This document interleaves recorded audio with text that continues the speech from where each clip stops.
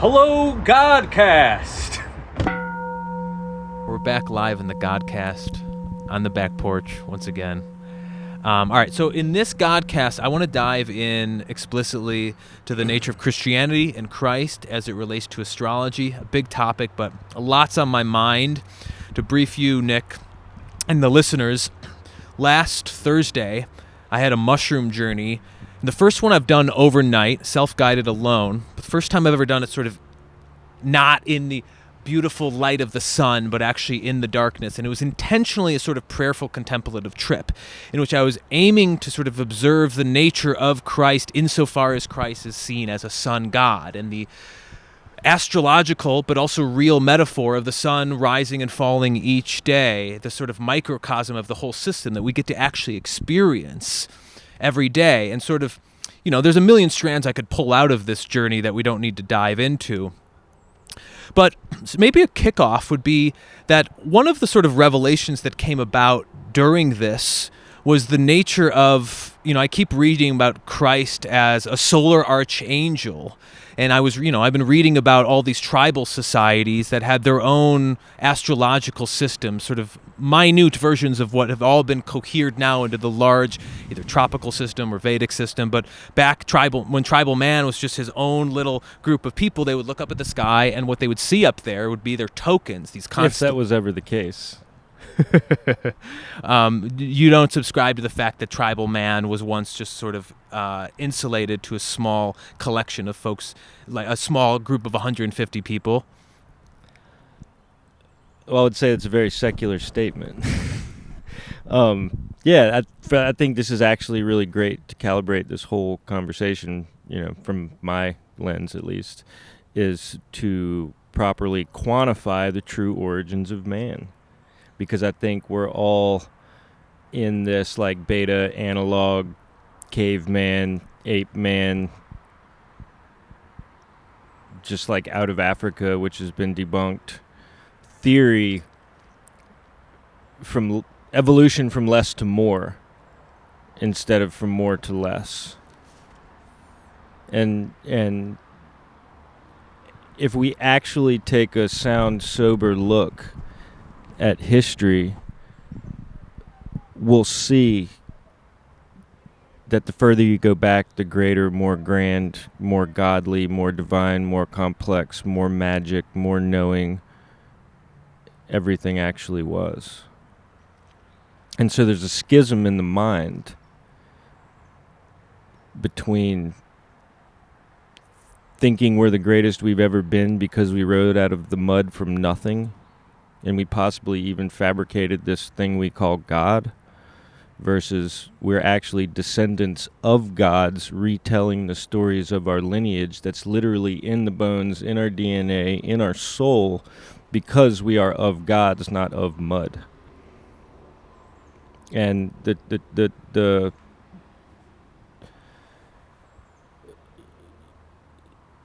so just focus in on the tribal man, the indigenous man, whether it's the savage or the sophisticated, out of the jungle version of humanity that I think we like to romanticize, that from the Vedic lens, Christ, Krishna, Vishnu, Brahma, the gods, from the Vedic lens. Like, have you seen the temples in India? No caveman. The time frame of those temples predate caveman. So caveman arguably existed in parallel, non sequitur and in sequitur, to the gods and all the iterations of advanced and unadvanced life forms living simultaneously. And so for me, I would say, I don't believe anything, and I look for what seems the most plausible, relevant, actual, as that even Native Americans are descendants of a greater, lost, unnamed society, which they say themselves. In their own creation story is that they came out of the mud and they were saved by the ant people, and there was a cataclysm, and so even if you look at Native American structure, there have more actually Middle Eastern and Stani Afghani noses, especially the Cherokee, the broken beak nose, and they say Cherokee is kin to Hebrew, and they're one of the 13 tribes. And so I think in order to really, for me at least, if I was teaching the course, to unpack and get a solid foundation of what the hell and what the heaven is going on, is we really have to defrag our psyche of the whole evolutionary God, nature, divine, angel, modern man, tribal man, cave man, Renaissance man, ancient Israeli giant man, Gilgamesh, Krishna, all these stories, we learn as a culture compartmentalized in different bubbles rather than contextualized in the same parallel stream of one great story. Yeah. And certainly there's a more integrated approach towards looking at the global evolution or de-evolution, or both of them, sequitur and non sequitur, as you said. However, if I was to blind myself to all of that and put myself in the most primal state, a man who actually knows nothing, despite the fact that there concurrently could and were a sort of a glorious, potentially glorious utopia going on in the same dimension at the same time, in sort of the gods are probably still here living in their divine realm in this material plane. The world's just so big we can't go everywhere. Like Babaji. Yeah. But as I grok from that simple grounded state, the rising and the falling of the sun, I can actually understand the sort of base religious impulse of man to sort of worship the warmth and the energy that rises and falls each day. And it's the sort of simplest metaphor to all of the different cycles and systems that we talk about. And so on this particular trip, it was very much about staying up all night, and I have all of these strings attached to sleeping and being too tired and so forth, and I don't need to divulge all my inner work here, but there was a lot about being tired but staying and sacrificing all of that for the coming sun, for the sun god. I felt like a man in the desert waiting for Christ, and there's all this symbology that starts playing, especially when one is under the influences. So it's all archetypal. Everything's so huge. Everything's and really when the psychedelic instrument, the medicine, opens up that sort of archetypal symbol meaning-making language to a greater degree. And I was really deeply feeling in my heart the power of Christ and the symbology therein and the truth therein. And what started to come a little bit into focus was the intrigue of the tropical system. And we've been talking a lot in these episodes about the Vedic system versus the tropical system. The tropical system as being... well, it's Earth-centric, but to a certain degree, it's sun-centered. Would you qualify the tropical system as being Earth-centric, sun-centric, or either or both? Yeah, well, so astrology is Earth-centric because Earth is you. Earth in astrology isn't a planet, and so in Western astrology, it's sun sign based, sun centric. So they say, what's your sign? It's your sun sign. Whereas in Vedic, what's your sign? It's your ascendant.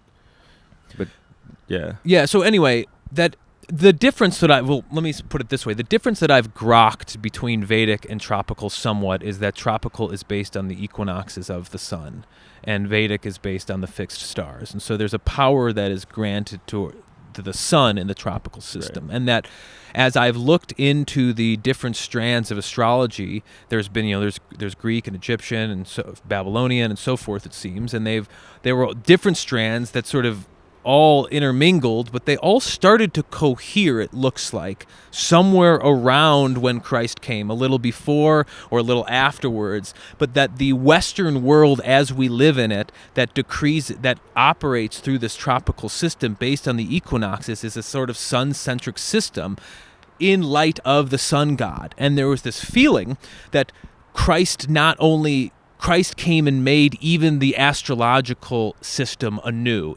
Behold, I make all things new. Now, he didn't create astrology, but the very fact that we're operating off a system that's predicated on the equinoxes in light of the sun god, it feels, at least intuitively, if one is to give themselves over to that specific religious myth, acknowledging there's lots of different mythologies we can play into, that the tropical system was almost came into coherence in conjunction with Christ, and that Christ as the sun, as the solar archangel, actually makes the Western system anew.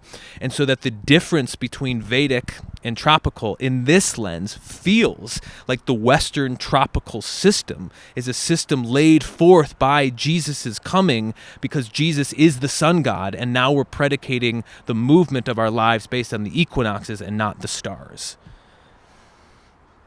I mean, that's a logical conclusion for sure. And I think it's placed that way to derive that logical conclusion, because we want to believe what we're fed, especially if it's the most redundant, the most repeating theme. I think it's a little bit of both and, the paradox, as Vedic is more lunar or sidereal, and tropical is more solar. The sun still gets all the glory in Vedic just as much as it gets in, tropical Western astrology. I would just say that there's a lot of distortion in Western astrology, and it's still true. It's like I see how my chart plays out, when I think about my chart, my Western chart, and it's the sun, that external kind of happening in the world thing.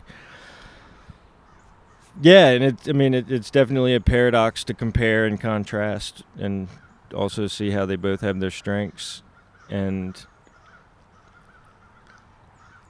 I don't mean to suggest that one is superior to the other than the relationship. You're speaking the evolutionary manner of it, though, as far as it's the new version. Or at least, I don't even know that it's necessarily new, but that I feel, as I've noted in other episodes, like as a Western-born American living in a generally Christian world, not that it's new or old, that is the sea in which I swim. And so the power of the sun therein as a connective device, the equinox connective device between Christ and the tropical system and so forth. Here's a Vedic answer for you. Yeah. That the disposition of your psyche in your body, in the time frame of the reality of the theology and the identity that you perceive, is conjugated from your Vedic chart. Say more about what you mean by that. So you could be Muslim, Hindu, Buddhist, you could be born in a different country, you could be a different race, you could be a million billion different other things, but you're not. You're you. That's your Vedic chart, like things are. And so, like, the one thing I notice most between Western and Eastern or Vedic is that, Western is more philosophical, psychological, where Vedic is more like literal and still psychological. Like your Vedic chart tells you the person, place, and shape, and sound, and color, and religion, and perspective of your psychological disposition from the parents you've come from which is a Vedic perception that, like, you don't get that so much from a Western perception. Would you posit that Vedic precedes tropical, that the tropical system comes out of it? Yeah, definitely. And that's generally what I'm understanding out of it. This is another interesting thing that occurred during this trip is when I was coming up, I was having this feeling, when one's coming up on a psychedelic trip, that's sometimes where the bumpiest aspects are. And as I was coming up, I was sort of working through whatever this energy was, and I was just focusing my breath, and the breath started to really sound like a bull, or like hoofs, like the beast, like it was dark, and I felt primal, like pre-human, and it felt like the images of like this, the mark of the beast were coming. It was very dark, very strange, but it felt like almost like a bull, and this is related to this strange experience I had in ayahuasca a couple of years ago. And again, what I'm about to say is purely my own meaning making. It's sort of poetic interpretation, but it almost felt like when I then, from that dark place, then focus my mind on the glory of God, who I'm defining as Christ, I'm brought out of that. And it almost felt like I, as Joe Sinopoli, prior to the tropical system, prior to the sun, like the equinox, what's the term? Equinox? Equinox. Yeah, whatever the term is that I'm looking for here. Prior to that, prior to Christ, in the Vedic, in sidereal, I'm a Taurus ascendant, but in tropical, I'm a Gemini ascendant. And it felt like, oh, I am the bull. The core Vedic source code is the dark primal bull, but then with the coming of Christ comes the new sun-based system in which the Gemini, the mind moving, actually becomes manifest, and it's the mind mover, the Gemini, as you've noticed, that actually apprehends the Christ, and that there's almost these two parts of myself, the parts, the core source code that I may not even have access to because I'm so inundated with the world in which I live, and then the more psychological present Western modality in which I'm a Gemini who's just going on and fascinated by lots of different ideas, almost as if both of those systems are present within the animus and the id. Exactly. Yeah. And so that was again playing into the nature of the sun. And it's like, well, in the darkness of the night, in the actual darkness of my soul, prior to the coming of the sun, I am just this bull, the hooves, the mark of the beast. But as the sun comes, as the Christ comes, as we wait for the Messiah and all things are made anew, I'm released and I'm the Gemini. I'm here, Joe, in the Western world. And it felt like both of those were sort of playing in. Now, how much of that's meaning making and how much of that's fact is up to the gods themselves. But would add that because all things are psychological, of the mind, and all things of the mind are of the soul, or all things of the consciousness, those Christic solar codes of the soul and the sun, the soul, I think are the true meanings and definitions of the Christ story, like the actual light of reality, which is total metaphor, total literal, and total ethereal spiritual, like all three actually. Oh wait, there's the Trinity, and that's the whole basis of the theology is the Trinity. And I'm sitting in front of the fire last night burning wood, and I got 2 logs on the fire and throw some cardboard and some twigs, and it's not really light and not really lighting. There's 2 logs parallel, but then I put the 3rd log on, and I had like this whole experience of like the 3, like how powerful the actual Trinity, the 3 of anything is. Like you need 3 legs on a stool. You can drive on 3 wheels, but you need 4, but 3. 3's that positive, neutral, negative electrical current, the proton, neutron, and the electron. And that, just to bring it back to the wood, is that when you have 2, that's a little bit of reflection. But when you have 3, that's not just reflecting the heat, but it's insulating and amplifying. So you have reflect, insulate, and amplify. Or is these 3 components, like mind, body, soul: reflect, insulate, amplify. Wow, I haven't even put that together, because like your body is the insulator, and your soul is your mind's the reflector, and your soul is the amplifier. And so you still have to have all these height, width, and depth. Time, location, and orientation. It's like everything, there's 3 dimensions and 3 this and 3 that. And so it's like the reality versus the psychology versus the spiritual reality, or the spiritual truth that supposedly created all of this: the soul, the sun, the Christ, the generator. And I think I was joking with a friend the other day, and I was like, frankly, if you don't have a Christ complex, I'm suspect. Because then you have no moral obligation at all. It's like you're either pro-Christ or anti-Christ, if you don't, and so it's like if you don't have the ability to resonate with just love and just, being the way, other than like Yahweh, the old God. I think Yahweh, the Old Testament God was like cruel, like real cruel, like killing and sacrificing and burning and requiring your sacrifice and all these offerings. And I think when Jesus came in the whole New Testament is like, no more burnt offerings. Your burnt offerings are worth nothing to me anymore. And it's about going in and doing the work and purifying the internal mind and the self and the soul, and that, like, don't worship false idols, and so then it turns into, okay, all of nature could be a false idol. And then it's like, why Catholics and Christians don't like pagans is because pagans arguably still worship the divine in nature as we're worshiping the divine in Jesus, but the difference is Jesus is God, or the Son of God, where nature is just a lesser iteration of God. And so if we're idolizing, like in Muslim culture, they depict no animate animals, faces, portraits, paintings, or anything, and it's all just patterns, in the mosques, flowers, and just repeating patterns, because you're capturing the essence of God's creation, which is never actually stagnant or inanimate. And so it's like you're lying. You're showing a false image, because it's not that way anymore. Sharia law. And so, for me, it's really about really grounding, and it's easy to get up in the huge outer space, higher planes of like the whole cosmic Christ swirl, but to really bring it down and ground it in, for me, Saturn, Mercury, first house, just that rock root of meaning making,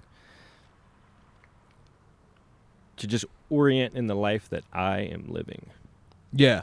And I think for me, at the core of what Christ really is, there's a deep humility and a deep groundedness and a sort of suffering in terms of the minutia of what daily life actually is and what life actually is, as opposed to the cosmic Christ consciousness that's bandied about in the New Age, which is valuable, I think, in offering that love and maybe being an inroad into the ideas of Christ for those who have cast that off given the religious baggage of our times. But it's, despite this conversation, I don't want to make it seem like I receive or perceive Christ to be simply this cosmic currency that we're grabbing onto in the highest echelons, because it is the most personal also and the most here and now. And what's been interesting about both the trip I'm talking about, and also there's a lot of swirling in the last week, is this is going on during the Pisces season. And maybe that's a good, and Pisces season. That's a perfect thing to mention, is we're in Rahu Pisces right now, so that Rahu's like the ego, VR, hyperbole of the mind, in the Christ fish Pisces heaven out there sign. And we're in K2 Virgo, which is in the dirt, in the mud, the janitor, the ditch digger, carpenter, plumber, enemies and obstacles, challenge, refinement, gut, health, place of this, like, such the deepest root anchor in the chart with the most out there Pisces sign. And it's like we're being stretched between the two. It's like the night after this trip, I went outside it's a long story why, but I went and I shit outside because I didn't want to wake up the baby. Molly was trying to get the baby to sleep, blah, blah, blah. But it felt like carnal and primal, and it felt like part of what I had been going through a couple nights prior, and it just reminded me when you said, like, there was something about that felt truer than a lot of the more abstract astrological philosophical stuff I've been running through, because it felt so human and so raw. And I don't need to travel into the intricacies of my own feces, but like that was a part of it. Don't mean to be facetious. And within this Pisces, also the night I was doing this trip that I'm continue to mention, it was right before the Virgo full moon, and I'm a Virgo sun, if you will, and I took these mushrooms right around what happened to take these mushrooms that night, right around my birth time. But that actual night, the moon was in Leo, and there was an incredibly bright moon, and so I was really feeling the nature of the sun reflecting off the moon, and how the moon itself is this reflective mechanism, sort of signaling of what is to come. And so the actual architecture of this experience, however psychological or psychedelic it was, felt like really it was taking place within the astrological wheel. Like Leo moon on the cusp of my Virgo full moon in the Pisces season. All of it was like, and then what you're telling me right now in terms of Rahu and Ketu, it felt like the very trip itself was ordained within the stars. I want to go back to the Pisces, because one thing that's been really interesting to me from even when we started this podcast was like Christ emerged on the scene roughly at the beginning of the age of Pisces, and he marks that age. I've also read and heard, like, you've mentioned Krishna, and I'm curious when Krishna came, and if you know, and others have said that Buddha was arriving around the same time. So do you happen to know the or architecture of the different religious figures insofar as they relate to the age of the zodiac? Yeah, I think time on one hand is irrelevant because it's been so chopped up, and some argue we're missing time, and the Hebrew calendar is different than the Christian calendar, is different than the Hindu calendar, is different than the Mayan calendar, is different than the Japanese calendar, than the Russian calendar. And so it's like there's a lot of other cultures still running off their own calendars of time, and a lot of religions have their own calendars. And so it's a very narrow bandwidth to speak from our American perspective of history and the perception of time. And so just to finish answering the question, I think, and so it's like there's the time distortion, and then there's the actual, if we could know, and then there's the other just Messiah manipulation to control the history narrative, to be the one with the power to control the belief and the perception of the people. And then there's the whole paradox that you can't really manipulate any of it at all, because how can you dodge from being under the stars?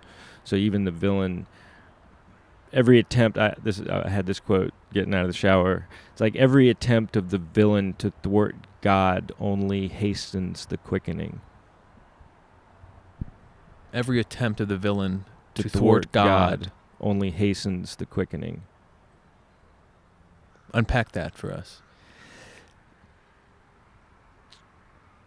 Like any attempt to stop, the real plan, the real reality, to take power of the odds under your own control and domain, whether you are just a lowly criminal or a global controller. It's like the fractured heart that's void of love seeks to manipulate and control from the dark in the deceit rather than in the light of the equanimity and equality that nature gives to us all. And so I think that the more that, like, heaven hired hell to chase us home, and so even the villain is of God. And so I think the test as a man, a soul, a person, is to awaken from and through these lower carnal, primal, animalistic, tribal, secular, academic, philosophical, spiritual, into the even a larger Godhead awareness of understanding. And it's like all these lower chakra ways of thinking that are very mechanical, carnal, materialist, or even very just hyper spiritual, or like only quantum, or only, just all these compartmentalized ways is to just continue zooming through all these layers of perception into the infinitely equanimous, synchronous reality that just is. And I'm just observing, and I lose all need to even throw quality on the happening. Mm-hmm. At the most meta version of that happening, though, there's the movement of the processions, right? Right. And that's the greatest thing for me that I lean on when I'm in the trip, or in the spin out, or in just a melancholy day of just having some like off thoughts, is that like, oh wait, it's like almost all negativity is a mind virus, and the dark is that program that keeps us moving to the light, so we don't get complacent with the light. We're always seeking the light. We're never complacent with the light. Hopefully. We can get there, obviously, but like as a culture, as a history, as a story, it's just this constant battle of dark and light. There's no other way. So in that battle between dark and light, I'm going to bring it back to the processions here and bring it back to like the sun god, Jesus, coming around the start of the age of Pisces. We're now moving or about to move into the age of Aquarius.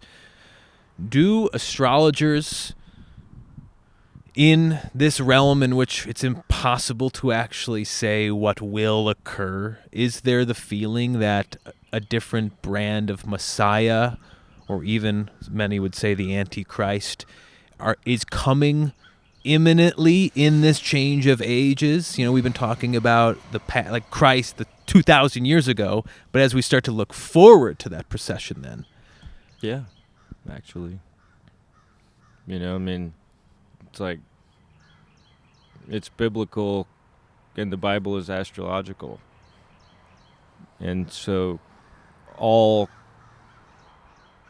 great philosophers, wise men, wisdom keepers, and shamans, and posts, and priests, and rabbis, and of old were all astrologers. Like, there's no other way to dispense the wisdom of God.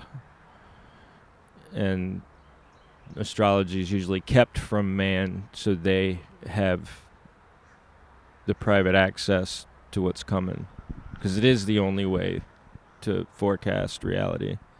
there's the three magi who showed up when Jesus was born. Yeah, they were following the stars, the comets. The whole thing was all divined and known, and they knew where to go. And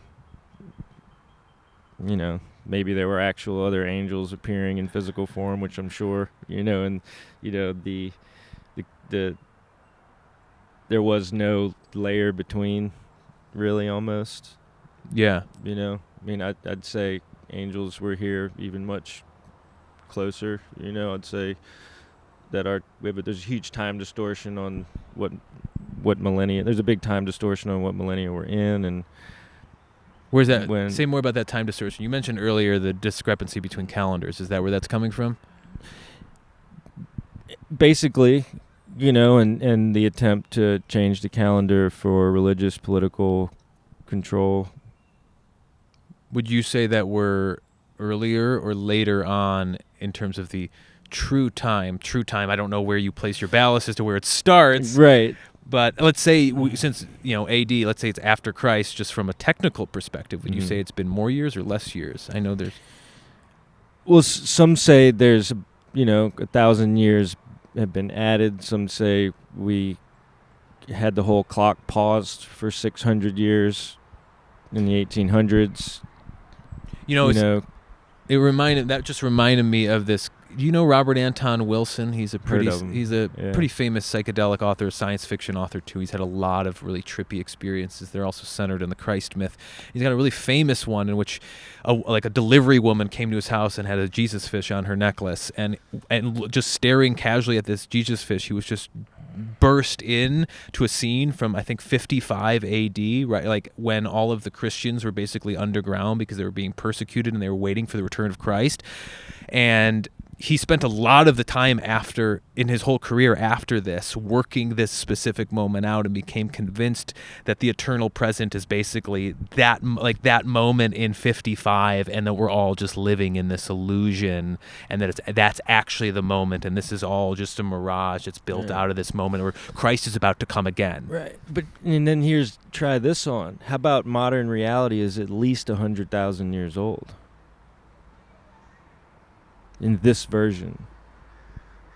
Yeah, I can try that on and it feels cool. So how repetitive is this Christ story? And so that brings us back to astrology and just the cyclical cycle of psychology. That as people in time, in the procession of the stars, this infinite plane net, the divine plane of reality is the fixed firmament of the plant net earth stationary reality. And that everything else is moving, like until Galileo and Copernicus, all of the mystic ancient earth cosmology were flat earth and moving wandering stars. And we can save most of that for another day, but that until Galileo and Copernicus came in, it really uprooted and shifted the whole collective psychology. It shifted time, Council of Nicaea, burning more information that we've ever had now 2,000 years ago, or, just a lot of weird stuff has happened that we don't really account for. Yeah. And we can't repair. Yeah. Yeah. And it's like, I know I'm asking about the temporal aspect of the But I love the purely soul, self, internal based archetypal story of Christ and the experience of being a human and a man, regardless of the actual nature of this physical reality. It doesn't matter, and that's more what I want to highlight, that like it's an internal evolution of the soul, and it's less to do with the state of actual reality. Yeah, exactly. And I think that's what I was just about to say, is that like there's a temporal inquiry as to what actually happened and what will happen and how what happened played itself out. But the actual archetypal interior experience of the myth itself is just about our own enlightenment or awakening or coming to terms, or as we talked about last time, for me, is the surrendering of thought to the return to presence. So we're time jumping the astrological computer as souls. Yeah. And so we're choosing to keep coming back into all these dimensional realities of experiences of different body vehicles and emotions and geographies of families and races and religions. And personally, it seems like we're supposed to be every iteration of the game, the galactic activation matrix energy. It's like we're all playing the game from God, the generator of dimensions, in a self, which is the singular experience, light frequency, emanated from light, which is living information generator of harmonic truth. And so it's all just this vocal, verbal, literal metaphor of the acronym, living the paradox. It's so convoluted, complex, and logical, it's nonsensical, and it just forces us into like this echo chamber of stillness, like, and I think which brings us to Buddha, is it's just there's nothing to figure out. Things are regardless. Ooh, that was a thought I was trying to add earlier, is in the deep state, like, I'm not creating this universe, I'm not creating time, I'm not creating reality, like, God's got the wheel. And so when I get in the spin out of, reality, psychology, or any mode, it's just like, I don't have the impending doom of holding up the world's nature. It's not my job. Yeah. For me, I think a lot of it is the beauty of that construction, of that framework, in that I'm lifted and brought to tears with constant when we assurance. Learn to let go and relax. Yeah, and so receive being held by God in the reality of Christ, if you will. Yeah, and the exploration is less for me about trying to apprehend the answers to the questions, although those are interesting if one is notched down a dimension and looking for believes there are answers, because constantly I'm renewedly told, like, there are no answers. You're not going to find a black and white answer, although 42. Although, listen, like, the part of me that does ascribe itself to the Christian cosmology, part of me feels, well, that is the answer, but the cosmology invites one to subscribe to it. That, like, well, you can subscribe to this thing and it will become the force of salvation, but you can also Buddhaize yourself from a higher level perspective and see just the isness of the whole thing. But for me, to go back to what I was saying, it's like it's just a beautiful portrait. Alan Watts called us Christianity this like flower that's always unfolding. It's the most poetic mythology I could ever imagine, and one, as I've said before, also that speaks to me in the languages that I like to be spoken to. So in certain ways, it's just the most creative and emotionally invigorating, beautiful, poetic story I could ever comprehend. And so facing it and facing the symbolic archetypal nature of it, whether it's through the moon or the sun or astrology or the word, however I come at it, for me, it's just in the same way somebody may put on a movie to be moved. To me, it's just powerful and moving. It feels like I'm surfing on the elegance and the design of the whole thing. It's unfathomably perfect. Yeah. And just like to say man made up these stories, it's like, who made the genius to make up a story? Yeah. And how just collectively around the world it is so, it's not similar, it's exact. Like in every culture, their own version of this mythos. You said it before, and I've heard a little bit about this, but I'd like to explore more the relation between Christ and Krishna being a similar archetype, perhaps, to Christ, but having come earlier. Yeah. What is there to say about the nature of Krishna that you know about? I mean, in the macro, it's an archetypal narrative of a person on a saga and a story, having the realization of the trials and tribulations of challenge of being on Earth, who was of God and had that realization, and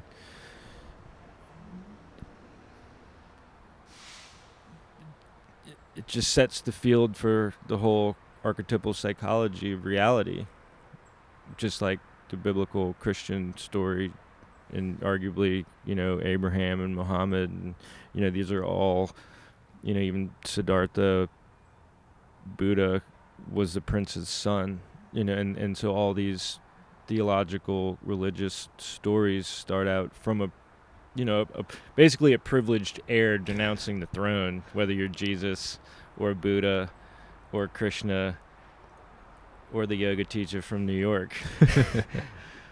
Yeah. Or the dready hippie. It's like you're renouncing your own you're renouncing your own privilege to get closer to God, to the real thing, to like shed this skin of material labeling and trying to find that purity. And it's wild how the stories we hear really set up the internal narratives of the realities we believe, but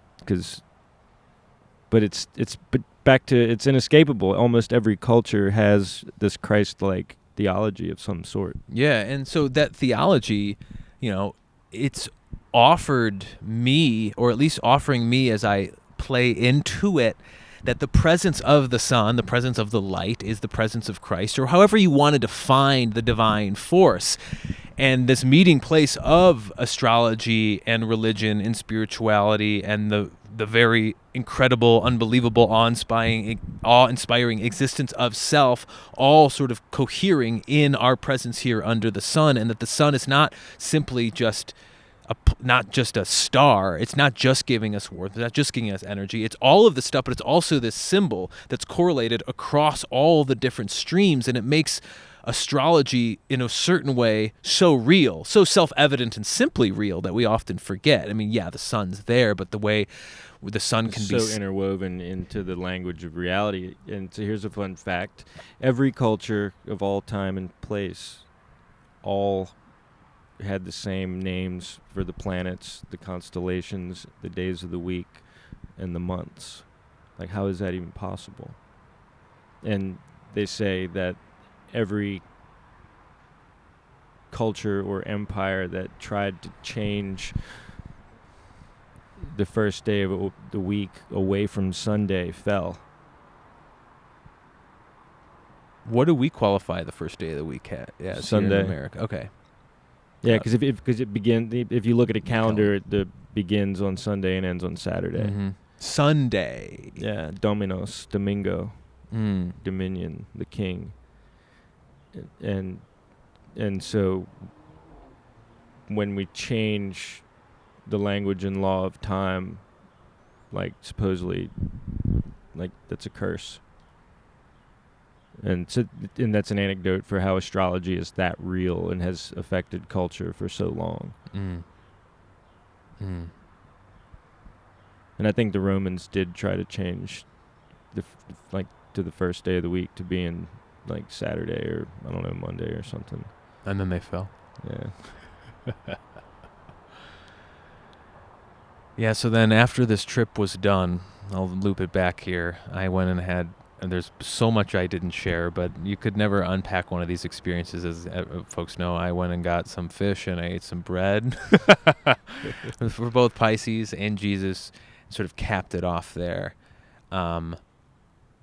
And it was beautiful and wonderful. And then I buzzed my head afterwards as a purifying act that I was planning on doing before, but it felt like it was a culminating moment for way bigger than, not bigger, but different than simply the presence of Christ in the trip and the sort of symbology and meaning making with the sun and the moon and the passing of the night and the desert fathers and all these strands, but just actually, honestly, years of sort of spiritual work and explorations into the new age and so forth. I think one thing I'd like to loop back on before we dive out of here, because it's a question that's particularly on my mind today, somewhat related to what we've been talking about here, is how do you feel, Nick, about, the nature of false idols and the nature of the new age? Your friend David at The Circle mentioned briefly all these new agers who are sort of coming to Jesus and foregoing the sort of new age centric. And there's a lot there that we could do a whole episode on, but I'm simply curious where you stand insofar as, let's say, the endless potpourri, the postmodern pastiche of different practices people take on, in conjunction with the fact that certain traditions say don't worship false idols. Like, are these false idols that some in the new age are ascribing to? Well, here's this. Arguably, all of pop culture is false idol worship. Arguably, almost all of culture, even beyond pop culture, is false idol. Popular culture. So popular culture is just everything that's popular. Yeah. All of it. Yeah. And just the meme narrative of society. It's like whether it's the iPhone or the car or the next thing, or, the comparative identity from Instagram influencers to reality of I'm not that cool. And so what do you place as the pinpoint of your worship insofar as your own inner life is concerned now? Like, it's obviously astrological. It's at the core of your being. Is the astrological system in and of itself the thing that you place your highest devotion to? Or is your practice ever changing? I'm just simply curious from your spiritual perspective.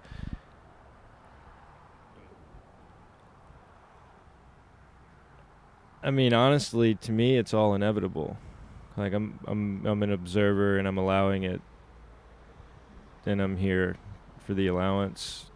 And to me, only the modern ego has to try, and only the modern ego thinks too hard, and only the modern ego has to figure it out, and only the modern ego has to make sense and derive a meaning of an identity with a certain set of rhythms and habits and patterns and routines and rituals and things and stuff and places with colors and shapes and sounds and smells. And oh wait, I'm K2 Sag, 4th house. K2 Sag is like worship nothing. It's like, because if God is, and reality, royal, real, Spanish real means royal. If reality is truly royally divine, any attempt to manage it is a distortion of perfection. Now, obviously, I have to do things as a person in life and all that, and I have to choose to show up and be positive, and I'm human too and deal with all the same stuff. Yet, as a higher operating gnosis code algorithm, it helps me allow instead of attach and expect. I have wishes, obviously, it's highs and lows and whatever, but it's just something, it's like a mantra. You can't say it forever, but you have to keep coming back to it. And we're all basically just living to die, ultimately. And that my shaman, ayahuasca shaman, said that the only thing we're doing in life is preparing for the last breath and the last thought upon death.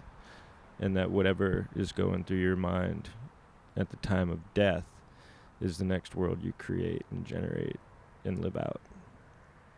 And some argue that that soul light at the end of the tunnel is like the Babylon soul trap that keeps you in the karmic Maya loop. And basically it's about having just the stillness, purity of mind. And if that's my focus, that allows me to make all my decisions from that place. Is like what offers me, provides me, allows me a calm system instead of a nervous system, in a manageable, fluid, functioning life of grace and gratitude rather than excess obligation and stress and overachieving projections of keeping up with the comparisons. Like there is no other me to compare to. You know, I am I. You know, I am. That's it. I came in as this person, so I guess that's who I am. And I can argue with that if I want to, but ultimately, like there's no grace in that. And so the moment it's like we just drop the rope completely and just become an observer of the actual mystery, like just quantum synchronicity just goes vertical.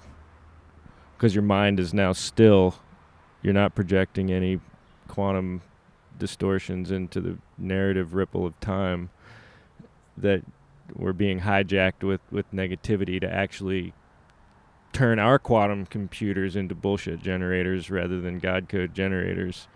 And so when we get absorbed and skewed by the tele vision and the internet instead of tuning into the internet, we're trading our quantum soul computer that's the most powerful thing in the universe for an externalized handheld device running off of inverted light. Which what everybody right now is listening to us on. It's a never-ending paradox. And it's you can only describe the problem from being inside of it. Oh, man. Well, I think that's a good place to stop, because speaking of which, you're going to go to yoga and center in your I am. Yeah. So this has been a good God Kast. There's a lot of strands we touched on, a lot of other strands I'm sure we could have traveled down, but this has been live within me. Hopefully I wasn't too incoherent in my explorations, but these are real questions that I'm working through I hope in we real touched time. on it enough. Yeah. But everything's always answer. growing and evolving, so there'll be more. Right on. This has been a good chat. God Ja. Kast. Ja.